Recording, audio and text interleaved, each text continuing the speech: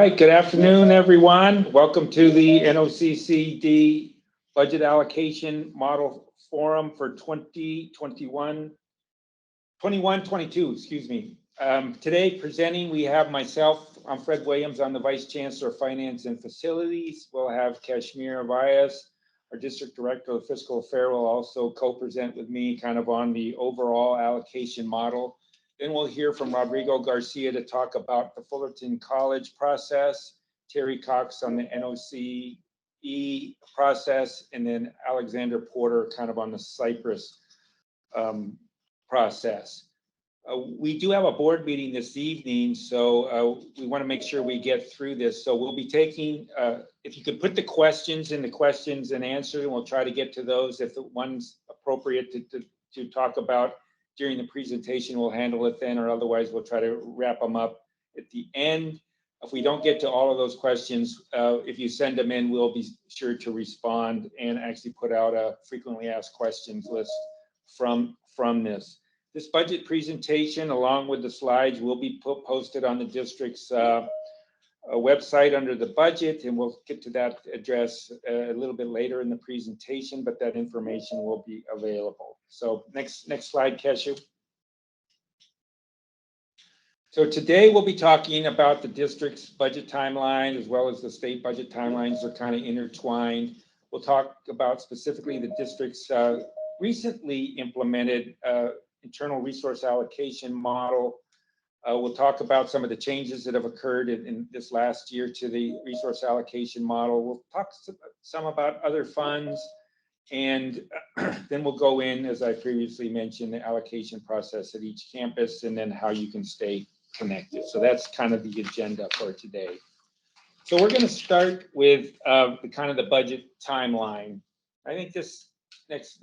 So on this slide, you can see the information starting really in January, but we started a little bit early. Actually, in October, we're required to bring a budget calendar to the board. We also take that to both DCC and CBF to kind of go through and talk about the budget highlights and kind of the main timelines for the budget presentation. So our process monitors the state budget process. Really, we kind of start in January. So at the same time, the governor releases the proposed budget. As soon as we get that information, the budget officers, which previously mentioned presenters, we all get together. We start working on our own district budget. So we're developing the assumptions, looking at our position controls, establishing FTES targets, and kind of going through and taking a look at where we are in the budget. We usually present that information in January to the governance groups and kind of show what we're thinking is going to occur, really based upon the governor's proposed budget. From what happens up at the state is after the governor releases the January budget, then there's lots of deliberation and discussion and kind of jockeying for positions all the way through February, March, and April. And then the next kind of the big milestone is the governor's May revise, and we do expect that mid-May this year. We'll also take that information, incorporate and update our budget assumptions, and then we'll prepare a tentative budget to the board that'll go in June. Depending upon when the state actually approves the state budget, we may or may not get all of the information in the tentative budget. But it's kind of our first look at where we really think we are for the upcoming years. We kind of consider it as a rollover budget. We'll have gone through all of the information. After the budget is approved over at the state level, then we're working very diligently, both at the campus and at the district level, to close our books. Then from there, we'll get our carryover balances. Then we'll all start to input all of those and make additional adjustments as necessary related to the overall budget. And then in September, we'll go to the board with a published proposed budget, which is kind of this one right here. And we'll have that online, and we'll do a presentation to the board, and that will really be our starting point for for the upcoming one will be the 22-23 budget. So right now we're kind of in that, between that April-May timeline. We're getting ready to hear what's coming out in the May revision. We already have kind of the assumptions that we've done from the governor's January budget. So in some of the May meetings, especially DCC, we should have all of the information, kind of any updated assumptions that we're going to be bringing forward and expect to have in the tentative budget. So that's kind of the overall budget timelines. Next slide, Cashew. If anybody's interested, at the same time we're getting information from the state, all of you could go to the website that's listed here at the top under the governor's budget. You can go to that page. And as the time hits, so this is the 21-22 budget information, and this is what it would look like if you were to look at that information. If you were to look at the 22-23 budget, the only thing that's available right now to look is at the January budget. What you'll see as soon as the May revise is released, that May revision will be updated. And then at the same time, once the budget is actually approved, then the enacted budget will actually be released. So you can get the same information that we get. Is both in summary form and in detailed form. I find it somewhat useful to kind of go through. There's a lot of extra information in there, but what I find especially useful is the information. We do try to send that information to our governance groups at CBF and DCC, the analysis from the Chancellor's office, school services, ACBO. We also see something from the legislative analyst's office. So actually the Chancellor's office, school services, and ACBO do a joint release that kind of really summarizes the community college budget specifically and how that impacts us. We take that information and kind of make sure that it fits into our individual districts. So you get the information from the state level, and then you have to kind of bring it back down to the individual districts level. So if you're interested, the information, same information we're getting is available on the governor's budget website, and the information for the analysis is on the Chancellor's office website. So with that, we'll kind of start to talk about the district's budget process. So we talked about the budget officers being myself, Cashew, Ivy from our office, as well as the vice presidents at the campuses and the administrative manager at NOCCCD and the bursars at each campus. And we meet together before every board meeting. So every couple of weeks, we're kind of talking and developing the assumptions that we'll put together. And Cashew and I actually bring the information to CBF, Council on Budget and Facilities. For the facilities, you can see that facilities committee, we also are adding things for some of the outside of the general fund, usually for capital outlay for either construction or scheduled maintenance. We'll be adding information coming from the facilities committee, and then that information all goes to CBF. CBF really makes recommendations to DCC, so we'll take the assumptions that we work through, kind of present that information to DCC.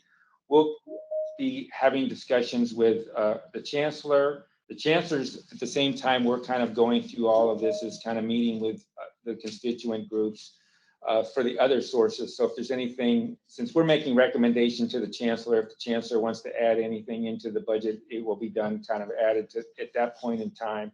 And then the information is presented to the Board of Trustees. So we'll do that twice. Sometimes we also do a budget study sessions as well. And we may be doing one of those this year. We have a new chancellor, and so kind of going through the process. So that's kind of how the process works in terms of developing the budget at the district level. You'll hear a lot more. We really kind of work on it from a revenue perspective and allocating those revenues to the campuses. So a lot of the detailed work is done at the campus level through their budget committees or through district services. So kind of next slide.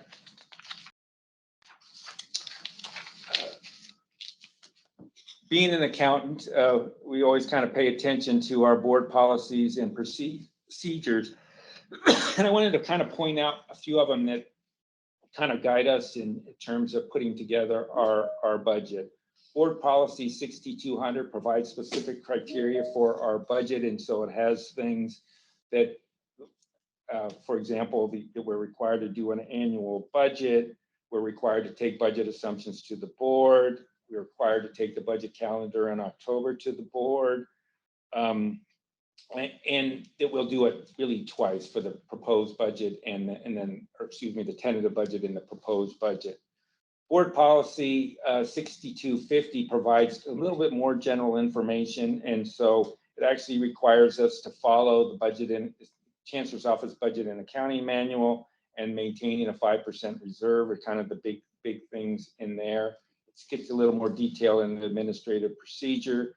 And we also have board policy 6300 that kind of talks more about the internal controls and timely budget adjustments, and that we're really going to be kind of following general practices and having good fiscal projections as well. So that's kind of in 6300.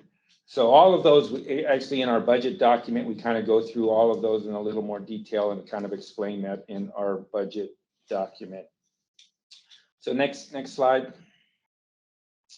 So on the communication of the budget, we do have a budget allocation handbook that can be reviewed, and kind of it has the same information on how we actually go through the budget and put the budget together. So that's a little more detail. We also have this meeting right here where we're actually doing the forum and where we get information out. It says we previously mentioned that this will be recorded.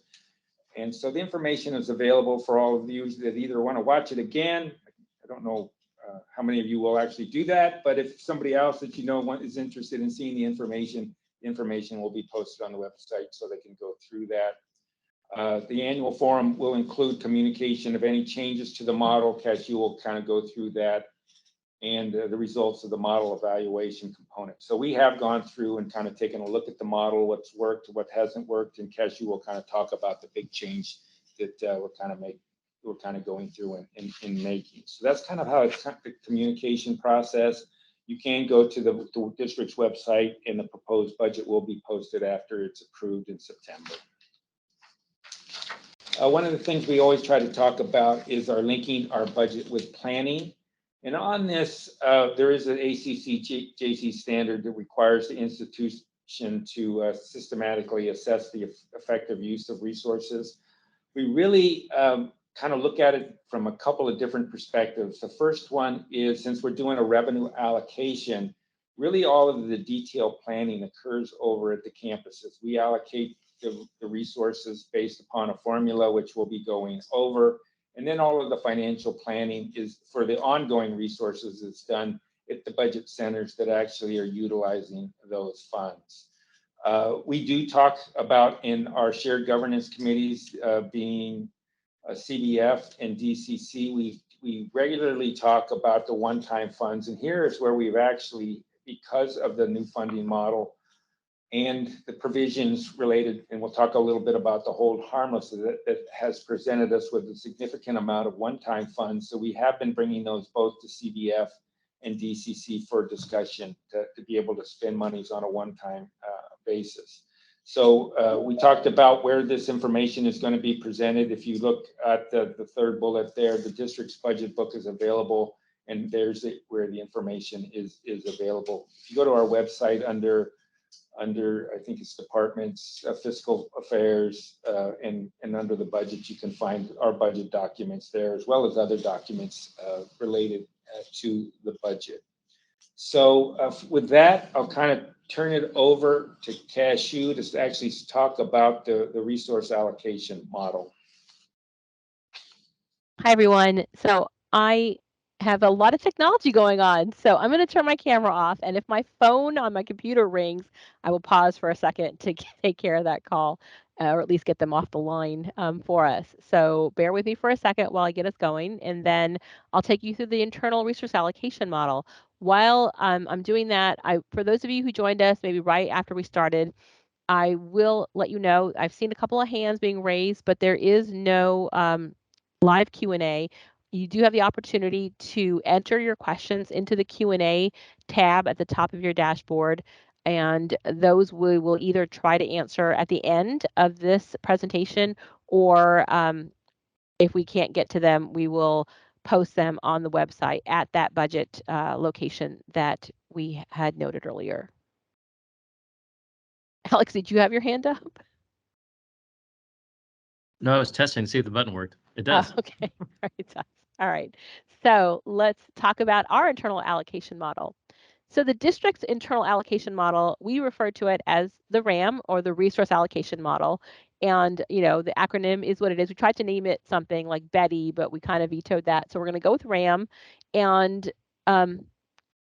basically what we started out with is a work group that was a subcomponent of the Council on Budget and Facilities. We asked the group to put together a new resource allocation model and present that forward to CBF and DCC and to the board. And we did so. We started out by developing some guiding principles as a group.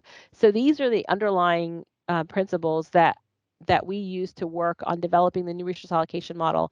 And it's not to say that it wasn't there before, but we thought it was important to start by identifying the things that we thought was important. And the thing that I always stress to us, for those of us who work in a variety of places, is the very first one, is that we felt as a group that the district was a fiscal entity as a whole, but that it was important that each institution's culture and legacy was honored. And so we didn't start by saying we should just split apart into 4 different entities. We started out by saying we are a district and we have power as a district as a whole, and we want to consider that as well. And so we did that. And then as we went along, we identified lots of different incentives and priorities that we had.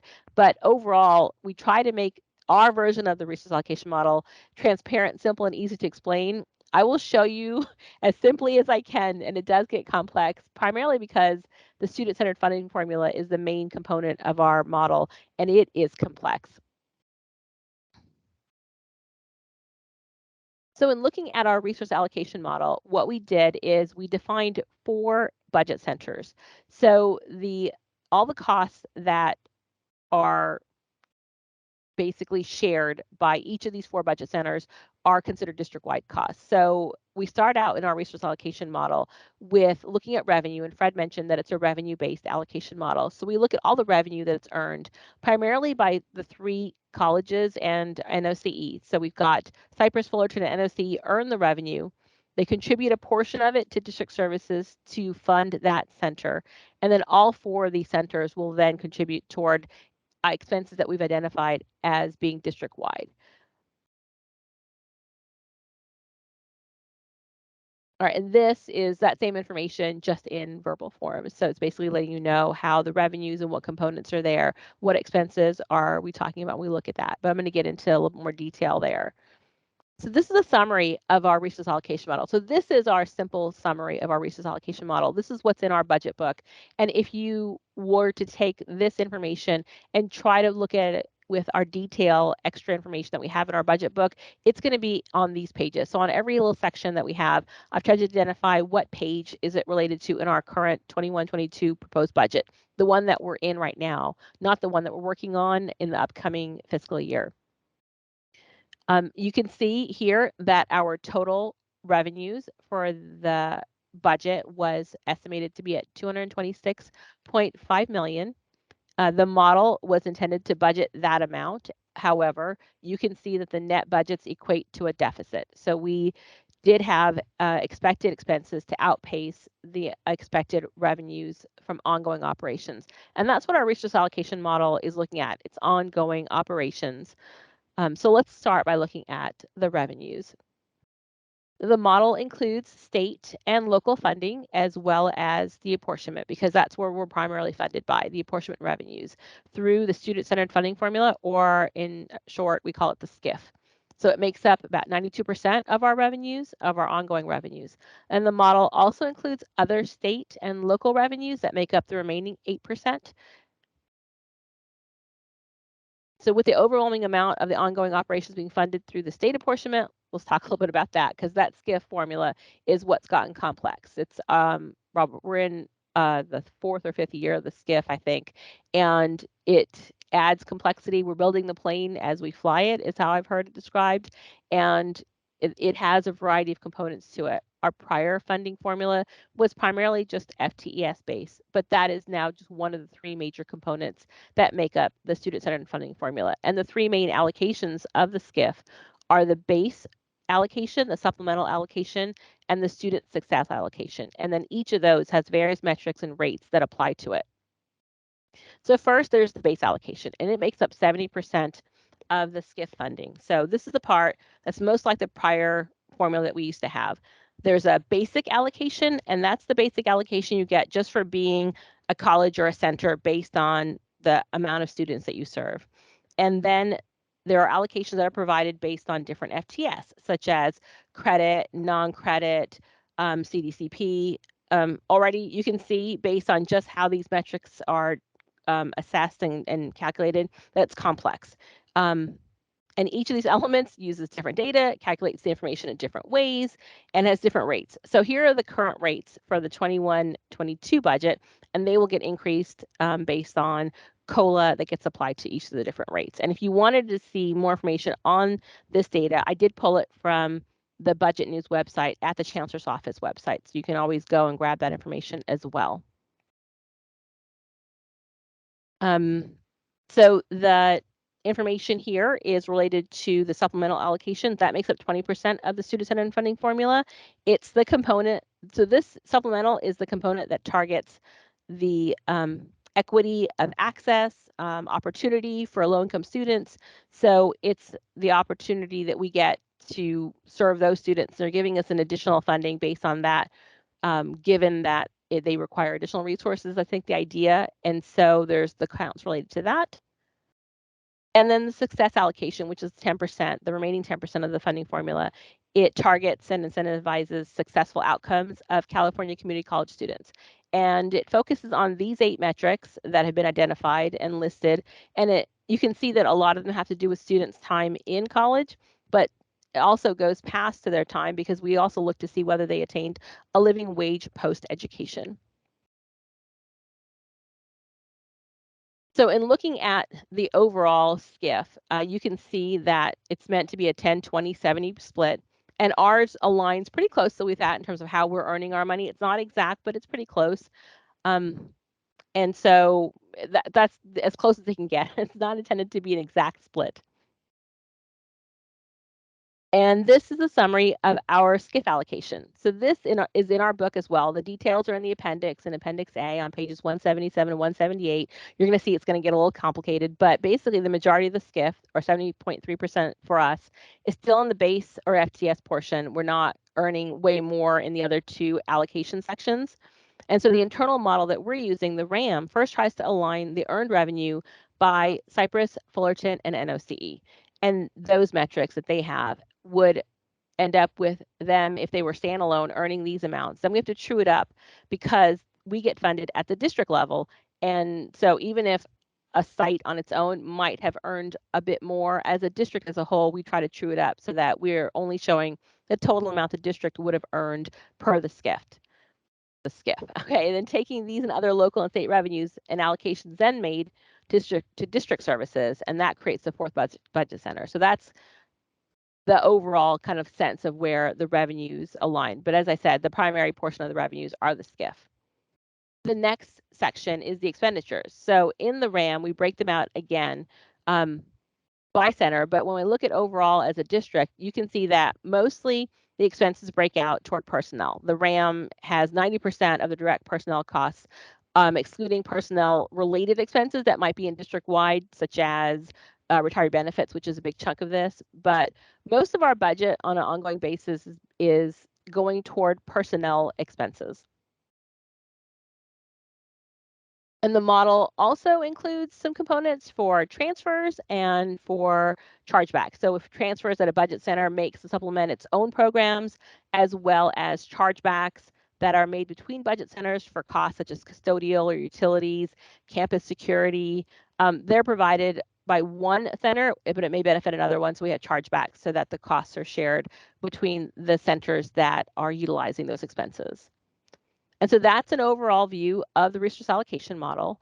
Now let me tell you a little bit about some other things that we're always considering. So in our system, there is such a thing as a system-wide deficit. So you would think that somebody would tell you you're going to get a certain amount of money based on how much you've earned or your metrics or whatever. You've done all these calculations. However, if the state doesn't have sufficient revenue to fully fund the proposed community college budget, then that shortfall in funds that's available for the Skiff is allocated across to all schools. So we could have a deficit. So if the system as a whole has a deficit, then that would be impacting the amount of money that we would be receiving through the Skiff, regardless of what the calculations might indicate. And also with the Skiff, we really are looking at how we're going to address significant changes in metrics. So one of the things that we did this last year, if we're looking at it for budget purposes, we found that each campus could have differing FTS projection assumptions, which was skewing the calculations of revenues for the RAM. So to minimize the impact of this at the budgeting level, we implemented a 3-year average for credit FTS, which is similar to the Skiff. So if you go into the budget book and look at the student-centered funding formula, that appendix has that data in there as well. But that's the only change we really implemented this last year to the way that we're calculating the data. And it doesn't change how we'll true up at the end of the year, because we will still true up everything when the actual data for the year is available. But when we look at the RAM itself this year coming up, we actually have found that our early calculations are projecting a structural deficit. So let me show you what that looks like in a comparison. So this is our 21-22 proposed budget. This is our early calculations based on the governor's proposed budget and where we stand with our position control and other expenses. And I think, Fred, do you want to talk a little bit about that?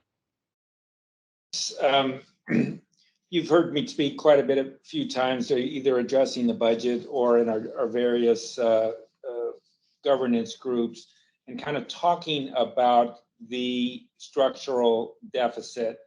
At the same time I'm talking about a structural deficit, we also have recently been talking about an overall surplus because of a topic we'll talk about in a minute, the hold harmless funding. This hold harmless funding has really had a significant impact on our district. So while you see these numbers and they show the structural deficit, what you're really seeing is our revenue is a direct has a direct relationship with our enrollments. As Cashew talked about, the 70% of our RAM comes from enrollments and FTES.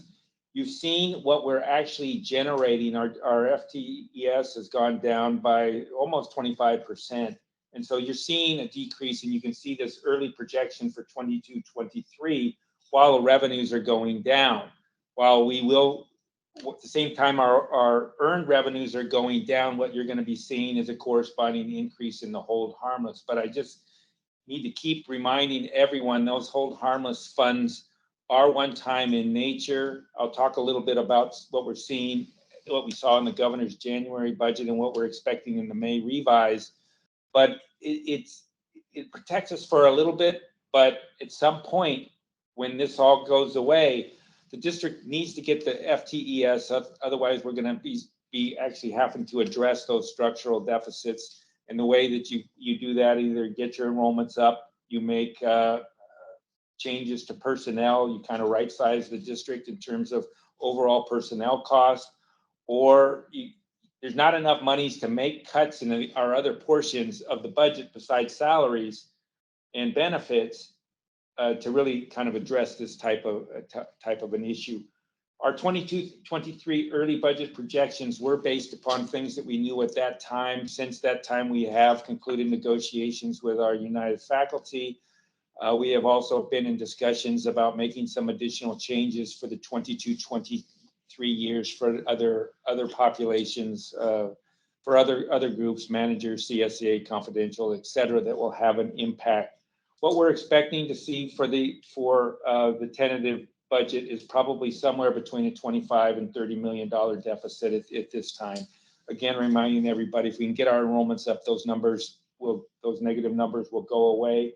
But it should be the focal point for our district in the years to come to really focus in on enrollments to get these numbers up. So that's kind of what I want to talk a little bit about on the structural deficit page. I guess you. Thanks, Fred. Okay, so let me quickly mention that there are other funds outside of the resource allocation model. So we do have other funds that we consider. We have hold harmless funds that are part of our overall funding. We don't consider that within the resource allocation model. Our categorical funds that a lot of you work on, and we have carryover funds as well, which you think of as the ending fund balance, and then all the other funds outside of the general fund. So, and I'll run through all the other funds as quickly as possible, but let's talk a little bit more about the hold harmless funds. So the hold harmless funds are part of the Skiff, as Fred mentioned, and they're intended to help smooth the transition from the prior year funding formula. So the districts were guaranteed to receive 2017-18 Skiff funding plus COLA during the transition period. And then districts could earn more if they increased FTS and other headcounts. And so in the governor's proposed budget, Fred, you want to talk a little bit about the proposal and what you think might be happening with that? Yeah, what we're seeing from the Department of Finance and the governors, they actually realize that this funding model is not sustainable, especially with the enrollments that we're seeing statewide. But they recognize all of the districts are having some fiscal issues if they were to just implement the Skiff the way that it was intended. So what has really benefited our district is we did a summer shift in 2016-17 that actually increased our FTES to about 35,000 FTES. We're now experiencing about 25,000 FTES. And what the difference is, that 10,000 FTES, which is a significant portion, probably around 25% of our FTES has been eliminated, but we're still getting paid for that. And so what we're seeing from at the state level and Department of Finance, what we saw in the governor's January budget was that we'll continue with the hold harmless for an additional 3 years. We'll continue to get COLA. So the next 3 years we'll get the COLA, but after that, that becomes the new floor. And while they'll increase the rates after that period, the district will no longer get the COLA increases. They'll increase the rates, but until we actually get our numbers, enrollment numbers up, then we will not be seeing any additional dollars to the organization. So it's real critical that we start working on our enrollments early. We do expect to see kind of a more finalized version in the May revision. I've not heard any significant changes from the January other than making some minor tweaks to what they call kind of the WISE plan is kind of working its way through. We'll see if that kind of goes through. That doesn't affect our district. So what we're looking at is probably 3 years of additional hold harmless. And I will tell you for next year, what we projected in our early preliminary numbers was our hold harmless is going to be $43 million. So it's $43 million that we're receiving. You saw the deficit, which at the time was about $25 million, leaving about $18 million of overall surplus. But eventually that will evaporate as COLAs go up and salary increases are passed through.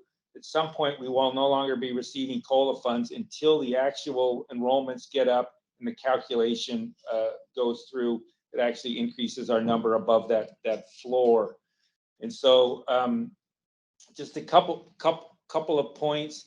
The first one is enrollment is what we need to be focused in on, and we will continue. Second point is we're continuing to budget, and the information that we're sharing both here, our budget forums, our shared governance group, and the board, we will continue to talk about separately the actual earned amounts versus kind of this hold harmless piece, which we think is temporary funding.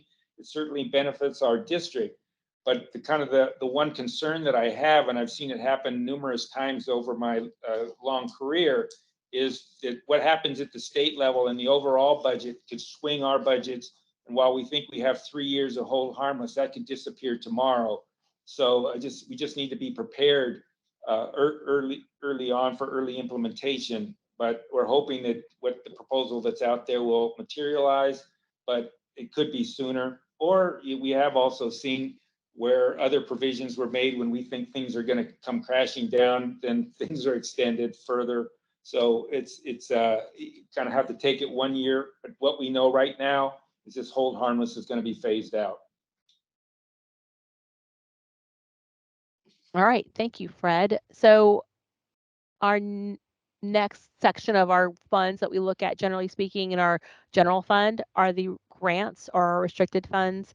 So this year we started with an estimated budget of about $102.3 million in grants. It's a lot.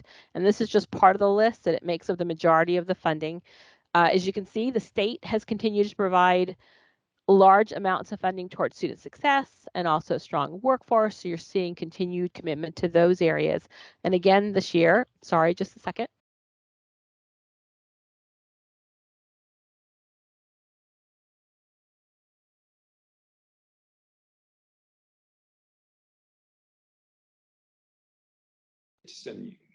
So we'll kind of pick a couple of things I wanted to point out on this page while Cashew was taking care of that. She had something that right in the middle that was going to happen, but sorry about that. Yeah.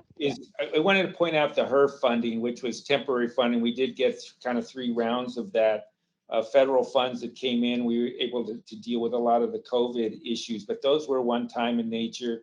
We don't expect to see those. As we spend those dollars down, they're not being replaced. And so a lot of the expenditures that we've had, and one of the reasons when we get to kind of our ending balance is we've been able to shift some of our operational expenses to those HERF funds. In addition, we've got the COVID, you kind of see near the bottom of the page, the COVID-19 block grant.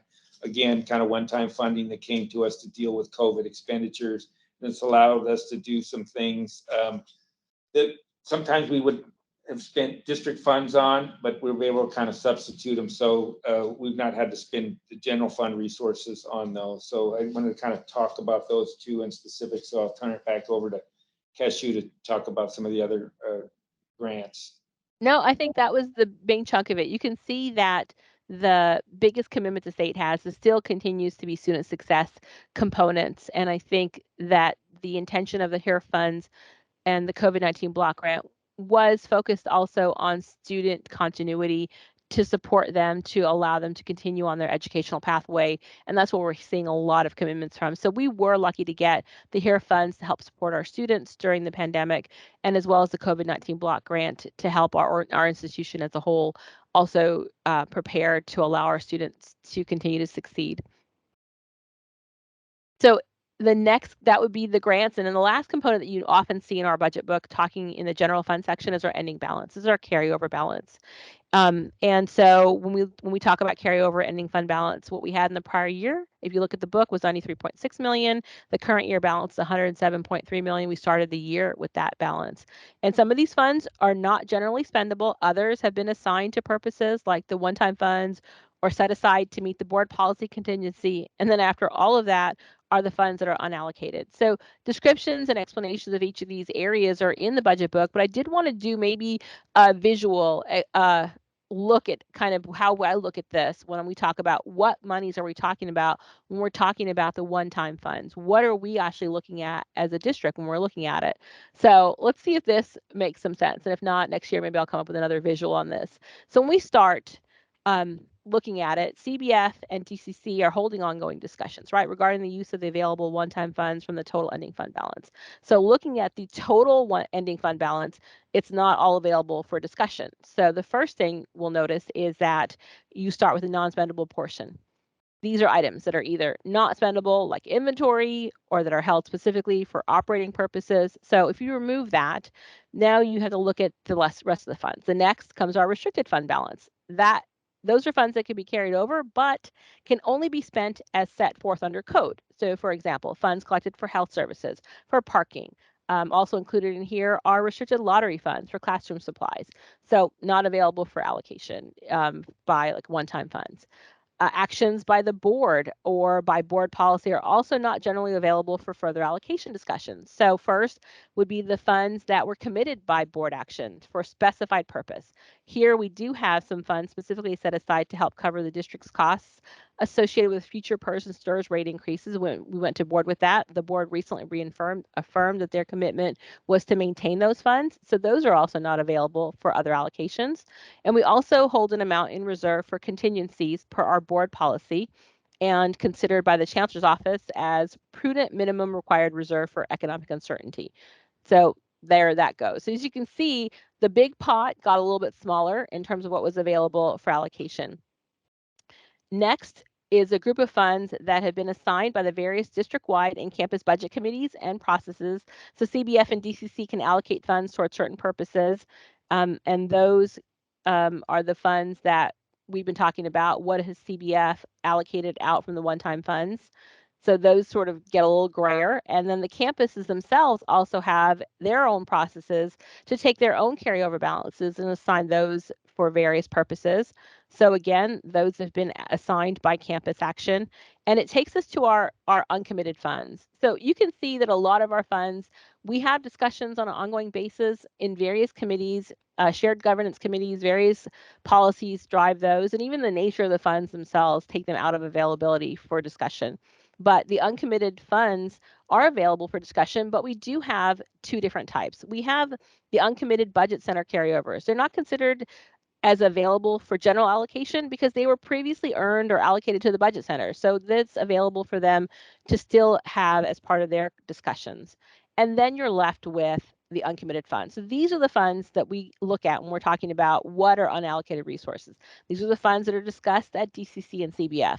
So when someone says to me, what's going on with the ending fund balance, I'd have to say first, which part of it are you talking about? Because each one has a different set of rules that apply to it and different set of activity that goes along with it. But if you're talking about the unallocated resources that we're discussing, that's this number that we arrive at down below. And then I did mention that we have a bunch of other. Did somebody want to say something? Yeah, Cassie, can you go back to that previous slide? Of course. Just a couple comments that I wanted to make is what our expectation, depending upon what we may spend some of those uncommitted balances on and spend some of the dollars down, I do expect our ending balance might continue to increase for the next 3 years because of the hold harmless dollars that we're currently receiving. So we'll have continued discussions both at CBF and DCC related to those dollars. But because of the way that the funding formula is working in the kind of the 3 years of hold harmless with COLA being added to it, we have not allocated 100% of our dollars yet. So you will continue to see, I think, an increase in the ending fund balance for the next 3 years.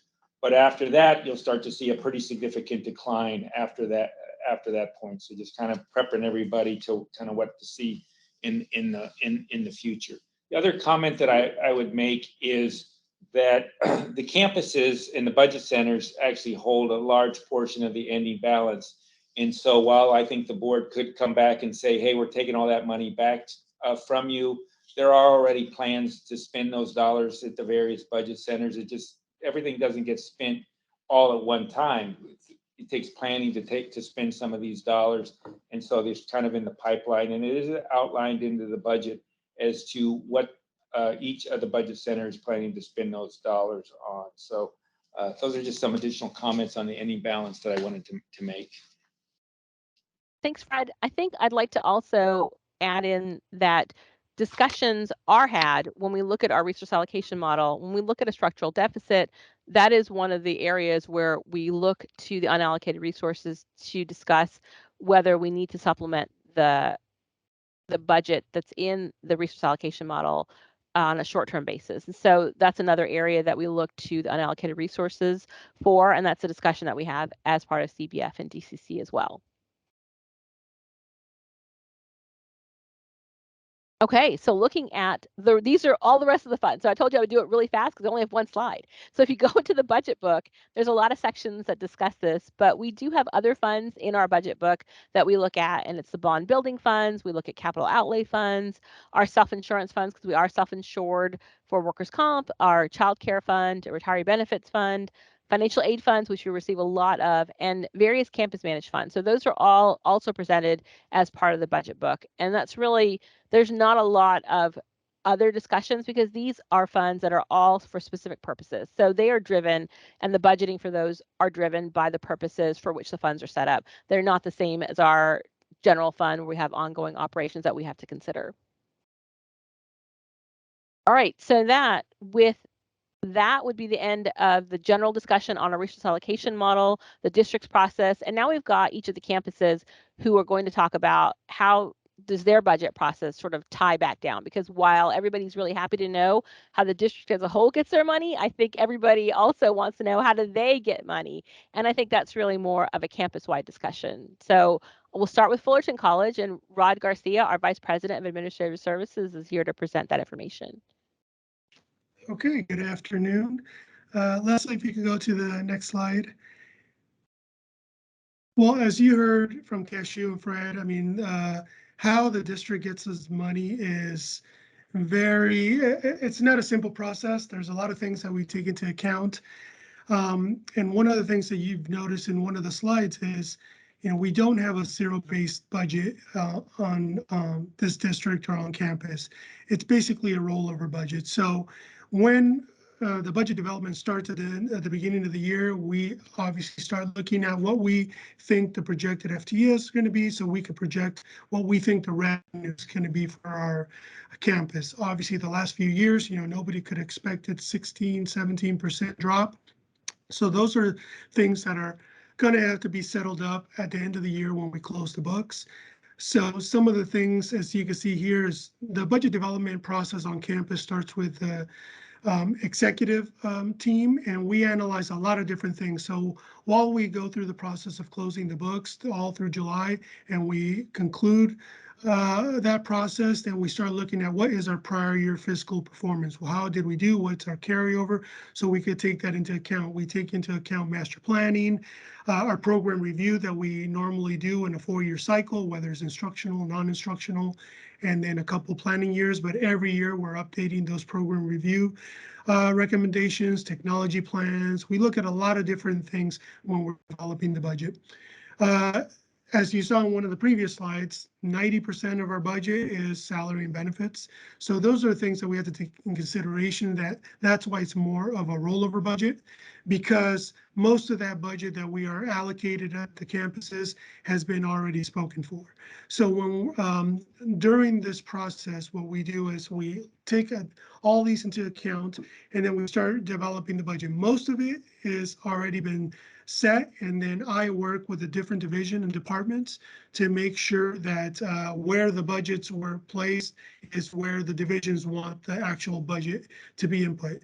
For the last few years, we've been in a declining enrollment, which means that our budgets technically should have been coming down, but we've made a decision district-wide that because we have hold harmless is to keep our budgets at the same base as we had as when the decline started, in order for us to give us years to plan, not only to potentially increase our FTS and revenues, and also start making some accommodations with our budget as efficiencies. That way, we know we are not good. We can't grow 20-30% in a year, nor can we cut 20-30% in a year. So we try to look at the budget and look at the process to see how we could do a little bit of both. That way, throughout the next few years, we could bridge that gap.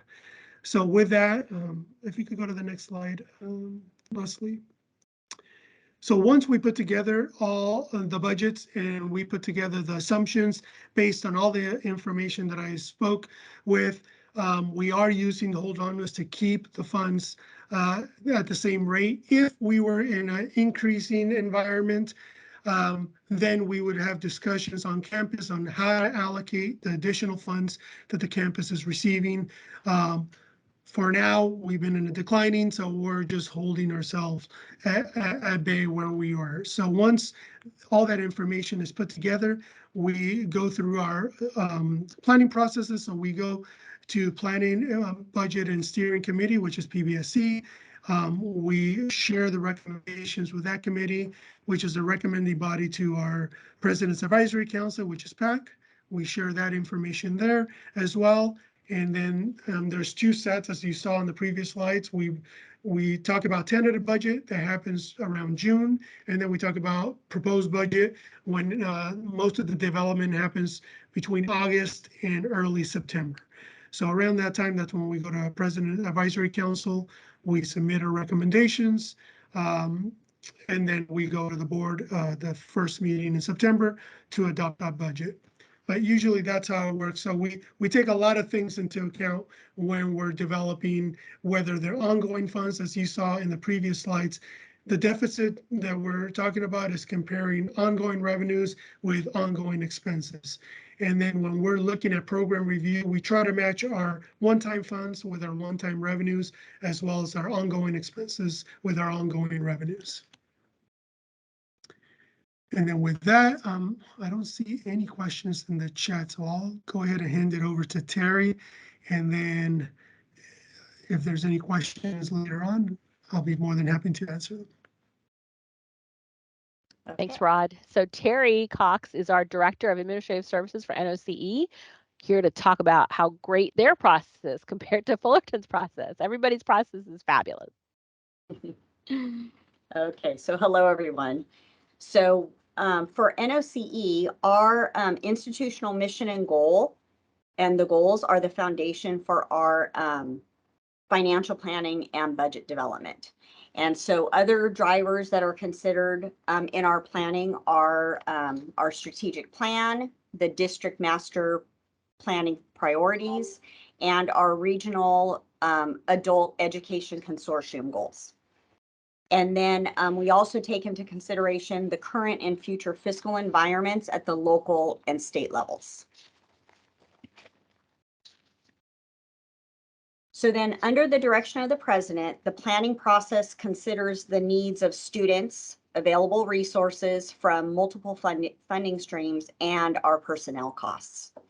So we have two primary shared governance committees that are tasked with making decisions on our fiscal planning and resource allocation. And they are the President's Cabinet and our Budget and Facility Planning Committee, which is which have representation from multiple constituencies, which include faculty, classified staff, management, and students. So the Budget and Facility Planning Committee coordinates and approves the priority list for new classified and management positions. And then we make the recommendation to the president. And this committee also reviews and approves requests for one-time funding, such as requests for instructional supplies and equipment. And we also have a newly developed program planning and program review. So this includes sections in there for resource requests based on key performance indicators and demographic data. So we'll be considering what's noted in the program review for additional needs for our departments. And then the Academic Senate representatives joined the campus executive team in determining the priority list for faculty positions. And so with all that being said, kind of like the Fred and Cashew mentioned and Rod, you know, the majority of our expenses, it's personnel. So, and those are ongoing expenses. So NOCC's current year fund supports the majority of ongoing expenses. So the salary and benefits for permanent positions, adjunct faculty, our department operating budgets, and then reserves for personnel contingencies and other reserves as needed. And if we don't have reserves in our current year fund, then we will look into other categorical sources such as our carryover fund. And so myself, as the Director of Admin Services, I work closely with President staff, program managers, and our North Orange County Regional Consortium for adult education members to monitor the expenses and ensure compliance with federal, state, and local regulations.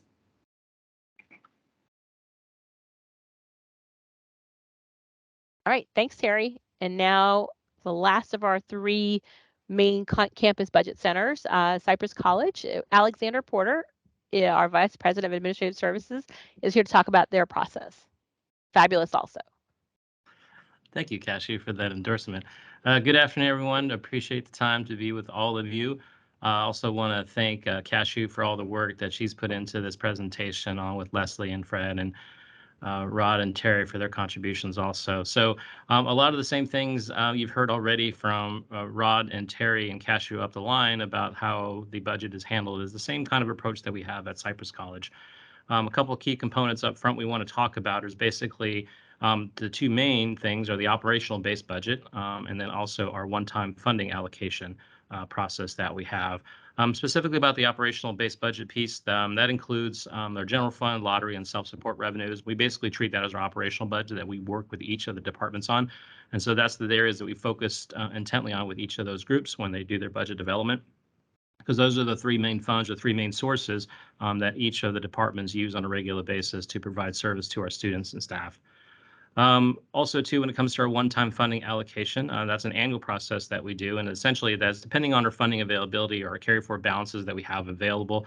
We will basically engage in a process with the campus community to receive requests for one-time funding opportunities, depending on the balance we have available. So if we are going to do that, there is a time frame that we request for those to be submitted by, and we will make it known to the campus how much funds are available for that one specific year. If you can go to the next slide, please. Again, similar to what you've heard already from Rod and Terry about the consultation process that we engage in at Cypress College, it all starts with the executive team. Essentially, we look at the information that's before us from our shared governance teams, what's going on at the district level and also at the state level, and by definition, extension, the national level when it comes to the economy and other things that our federal partners are providing for us to help us deliver instruction, especially in light of everything that's gone on in the last couple of years of the pandemic and the HEER funds that were made available to the colleges. Those have been a great addition to our campus and to help us provide service to our students. But with all that, we look at all of these things in consideration to how we budget. In addition to that is obviously the student-centered funding formula that we've talked about a lot earlier on today and what that means for us. Being in a performance-based budget situation, a lot of emphasis is put on how we can maximize those last two components of the funding formula, which is our student success metrics. And so we really do try to focus what we do around that. So a lot of the things, the questions that we ask if we're going to be considering moving funding around or applying funding to a situation is how that will affect or impact our student-centered funding formula and the success metrics that are contained therein. So with that in mind, we do go through all of those items as kind of, I would say, information points to help us do that. We work closely with the executive team and also our shared governance teams to kind of share with them the news that's going on, whether it's starting at the state level or through CBF on through the rest of the planning process. Also, too, from a local level, we do ask our departments to submit a budget request. So that goes into play. We're actually a little bit late this year compared to we are in last year's. So we just finished receiving all the budget requests from all the departments. We'll be in a consultation process and review process with the executive team to see the numbers that have come forward. And then beyond that, we'll basically be looking forward to set the tentative budget as of May. Through the rest of the budget process that the district engages with, we look to have the final budget approved by September. And then throughout the year, what we do is that we meet with each of the departments. We try to meet them about 3 times a year. Essentially, it's September, January, and April. So kind of the beginning of the year after the budget's been finalized, a mid-year check-in to see how things are going, if any issues are popping up along the way. And lastly, as we begin the fourth quarter of the fiscal year, in April, we meet with each of the departments to see kind of like where we're going to land and to make sure that we're going to hit the numbers we're hoping to hit for the remainder of the fiscal year. Go to the next slide, please. Last thing I want to talk about, too, in terms of the budget process we have at Cypress is our one-time funding allocation process. Again, if we do have funds available and for the fiscal year, and for this coming fiscal year, I am expecting to be able to identify a pool of funds available for one-time funding requests. We'll identify that in September after the conclusion of the final budget. And as noted here, it can vary from year to year depending on funding availability. This is a process that's centered around the Planning and Budget Committee, our PBC team, and also too with our President's Advisory Cabinet or Council. That group of PAC, they will also be in the middle of this too. So one thing that we've done recently and mentioned here in the notes is the idea about linking what we do to program review. So it's a key component to the request process that we have at Cypress. So when requests are received, we ask very specific questions and expect the submitters to actually tie their request back to their program review. So part of the submission process actually requires departments to submit copies of their program review summaries as part of the request. So it is something we've taken very specific steps in order to link this up. And we're proud of the fact that we're able to do this and able to revamp that with participation from our shared governance teams. And lastly, again, we receive those and we'll make those evaluations and recommendations to PAC, hopefully by the end of the spring, and then be able to finalize those with approval by the president and so forth by the end of the term in spring in May. And so that's kind of a quick overview of both our base budget and one-time funding allocation processes at Cypress. I think that's the last slide I have. I was on part. It So I'm is. kicking it back over to Fred. So thank you, Yes, Cashew. no, is this called batting cleanup? Is that what it's called when it's the last one? I don't know. I don't play baseball. I apparently don't follow baseball. It's not a football term. So here it is, batting cleanup. Fred Williams, who will talk about the district services allocation process. As I mentioned earlier, we do have 4 budget centers that actively have an allocation of resources to go through, and district services is the 4th center. And Fred, take it away. Thank you, Cashew. Our allocation process for district service is a little bit different from the campuses. First off, we're allocated a portion of whatever revenues the campuses earn. So we are allocated 9.25% of the resource allocation model. So we are very grateful when the campuses are doing well and are generating revenue, because that means the revenues that we have available are increased. As we see the enrollments declining at each of the campuses over this last year, we're very concerned because our revenues will decrease accordingly once the whole Harmless funds goes away. With the whole Harmless funds that are being passed through, they're also being passed through to district services at this point. We have a group that we call district services. It's made up of the Chancellor's office, which encompasses the Board of Trustees, Public Information Office, Finance and Facilities, Human Resources, and Educational Services and Technology. And we meet on a monthly basis to kind of go over what our plans and goals are. But it's really driven by our administrative reviews from each of the areas. And then within those administrative reviews, we go through, and it's kind of, as Rod has mentioned, is really with the personnel are the major costs for us, and are kind of rolled over those positions. But this for the last year when we were building the budget, we went through each contract that we had to justify the revenues that we were going to actually allocate to each of those district services area to make sure they have sufficient dollars to cover those contracts. This year, we're again using the administrative review process. So we have listed all of those contracts, any increases and any changes. If we were to get additional resources, which we're not seeing those additional resources with the enrollments declining, it's at the same time we go through if we're going to make requests to add personnel or make changes within our organization. Is kind of within that 9.25%. Similar to the campuses, we do have monies that carry over from one year to the next if we don't spend all the dollars. Usually it's because we have vacant positions somewhere, and we'll be able to keep those dollars similar to the campus. So we have a process through the administrative procedure process, and this is something we're going through right now. I think I just saw on the calendar, we were scheduled to meet next week to kind of go over all of those requests that were made by the budget or the district services center. So it's really the executive staff member that's kind of leading each one of those areas or departments that you saw previously, that kind of get together, have to sell to the rest of the district service committee. This is why we need these dollars. This is the contract that I have to pay for, and this is why we need it. It's kind of all of the discussion that takes place in our budgeting process. So we don't have nearly the dollars that the campuses have, and most of our things are spent on bigger blocks in terms of expenditures, in terms of different contracts that we already have. Kind of one of the big ones is legal expenses. Some of those that we have also are kind of monitoring and watching are some of those in the district-wide expenses that were previously talked about, but those kind of come out and shared by all of the cost center.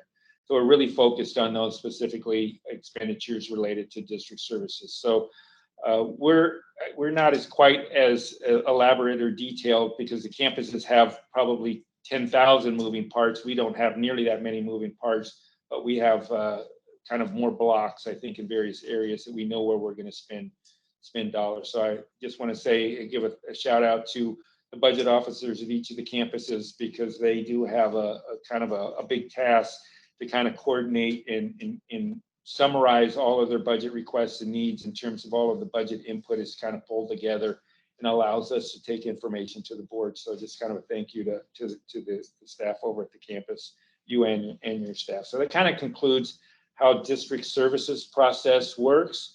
And we probably have about 25 minutes to answer any specific questions. Oh, there's one more piece. Is that Cashew's piece? Okay, Cashew, you get to be cleanup. Okay, that's great. This will be quick then. So how to stay connected. If you're interested in learning more or asking more questions, you're welcome to do so. I will provide you an email contact for that, but there are resources that are readily available. We do have our budget allocation handbook that describes the process that we developed for the resource allocation model and the methodologies that are applied therein and the different matrix and the matrices. No, what am I trying to say? The different metrics that are used in the calculation. That's available on our website. Fred, earlier in the presentation, there was a reference to that page on our district website. We also have meetings. They're open to anybody who's interested. The Council on Budget and Facilities is available. It's an open meeting, and you're welcome to join in to hear some of those conversations. The calendar for that is published on the district website as well, and you can see what topics are repetitive in nature. If there's something that comes up, you can see what's coming up there. And that council also has representatives from all the shared governance groups. So definitely we expect, and I believe the representatives do a good job of going back and talking to their constituencies and sharing with them the areas that we're focused on, that we discussed during those meetings. There's also, as each center has discussed today, various campus planning and budget committees. So that's probably more impactful to what you're doing on a regular basis. So you may want to find out if you can get information related to those committees, reach out to your campuses to find out what the schedules are for those, to be able to get the most bang for your buck, if you will. And we do talk about the overarching principles are always discussed at the Board of Trustee meetings. So we look to them to let us know where we should be focused on. But we also provide the Board of Trustees information on our budget as soon as we are able to provide concrete information. And of course, we do provide our tentative and proposed budgets to the board annually. And other groups as well. Anybody who calls and asks us to come and discuss the resource allocation model or the components therein, we can do so. We've done presentations for AS in the past. I think the academic senates and the classified senates might have asked for some information as well. So we're happy to come out and discuss it as well. The more you understand it, at least the more it makes sense. And it's a complex model, and there's a complex process, as you saw. And if you want to know what the Chancellor's office information is that impacts us from a system-wide perspective, since everything that we do is impacted by what comes down to us from the state level, it is available at the ccco.edu website. That's the California Community College's Chancellor's office website. So if you have any questions, you can absolutely stick them in the chat right now or the Q&A right now. But Fred made me put my name up here. So if you have any questions, you're welcome to email them to my email address, and we will answer them and publish them. We'll get back to you. We'll also publish them on the budget page as well on the website. I see Alex has got his hand up.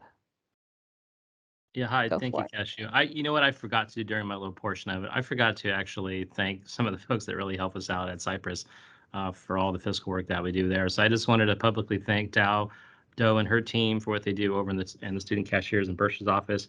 But particularly, I want to thank Toon Nguyen for what she does for the campus budget at Cypress College. She is exceptional at what she does.